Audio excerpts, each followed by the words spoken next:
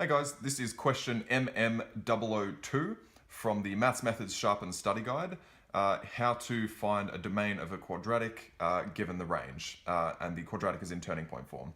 So firstly, we know that the range are our set of y values, and our domain is the set of x values. So we know our y values and we need to find our x. So first step is to, if you're not too familiar with turning point form and quadratics off the top of your head, I will draw a little diagram like this. So this is what the quadratic looks like over the range -5 to 4. So we know that the turning point is at 3, 4, because you go the negative of this and then the positive of that. So you get 3 and 4, which is this point here. And that actually corresponds to our range at y equals 4. At y equals 5, we know that f of x equals negative x take 3 squared plus 4. We know that our value of y at that point is -5. So -5 equals negative x take 3 squared plus 4. We take 4 to the other side and we get -9 equals negative x take 3 squared.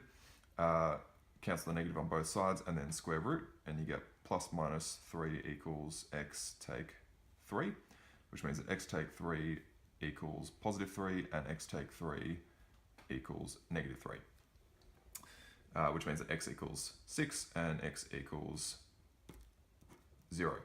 So we know that when y equals -5, x equals 6, which is our point here, and if this were to go down here, x would be equal to 0 at that point where y equals -5. So given that our y value is -5 and our x value is 6, and then we've got a 3, 4 coordinate up here, we know that our domain is 3 to 6, and because our -5 is non-inclusive and our 4 is inclusive, we know that the x value at that point has to be inclusive, and the x value at -5 has to be non-inclusive. So basically, our 6 is non-inclusive and our 3 is inclusive, which corresponds to our answer A.